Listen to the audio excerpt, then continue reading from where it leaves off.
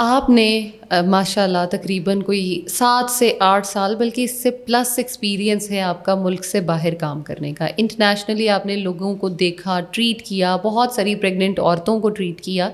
تو میرا اس کو دیکھ کے ہمارے پاکستان میں ایک ٹرینڈ عجیب سا ہی نہیں ہے پریگننسی, اس میں لوگوں کے بیہیویئر اور ہر چیز کو لے کے, جیسے اگر ہم انجیکشنز کی ہی بات کریں, کیا صرف پاکستان میں ہی اس طرح انجیکشنز ہیں اور سب کچھ ہے, یا میڈیسن کا یوزج ہے, یا پوری دنیا میں ہے؟ نمبر 2 مجھے ڈائٹ میں اور یہ چیزیں ذرا پلیز بتائیے گا.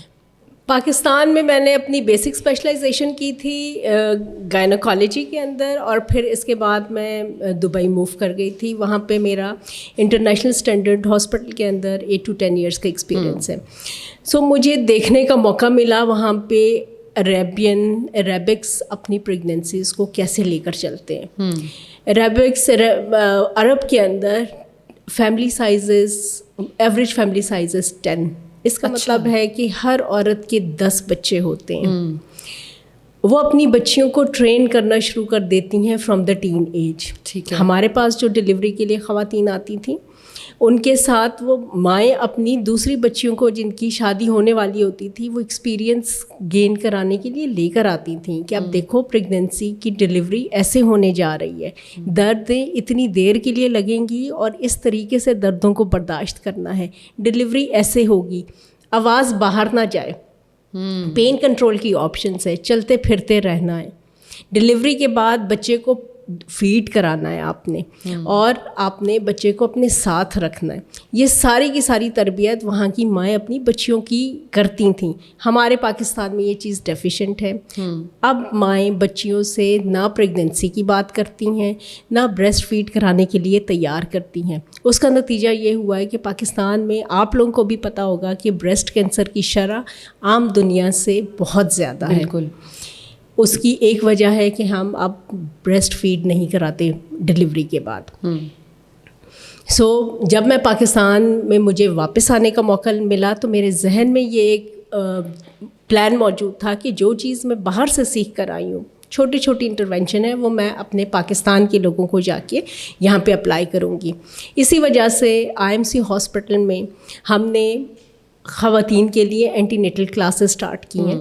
یہ antenatal classes common topics of interest کے اوپر ہیں, جس میں ایک لمبی ڈسکشن چاہیے ہوتی ہے. اس میں متس بہت سارے ہوتے ہیں. ہم پیشنٹس کو اور کپلس کو انوائٹ کرتے ہیں کہ آئیے اور یہ سنیں.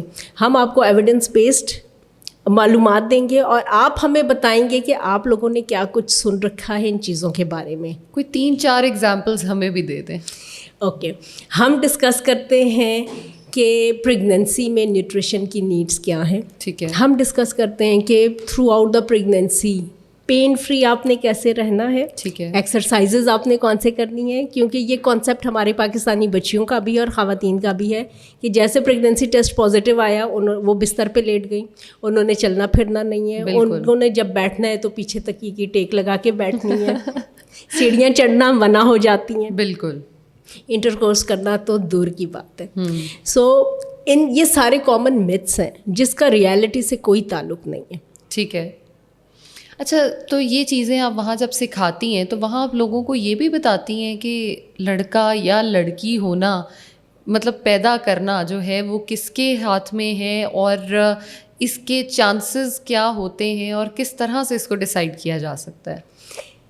لڑکا اور لڑکی کے پیدا ہونے کا اختیار تو اللہ میاں نے صرف اپنے ہاتھ میں رکھا ہے. بے شک. نہ اس میں لڑکی کی غلطی ہے نہ اس میں مرد کا اختیار ہے. لیکن ہمارے معاشرے کی بدقسمتی یہ ہے کہ ہمارا لٹریسی لیول اور اویئرنیس کا لیول اتنا کم ہے کہ جب بچی پیدا ہو جاتی ہے تو عورت کو ہی, ماں کو ہی بلیم آؤٹ کیا جاتا ہے کہ بیٹی پیدا ہو گئی ہے. اس میں اس عورت کے ہاتھ میں کچھ اختیار نہیں ہے, نہ اس کا کوئی قصور ہے. بالکل.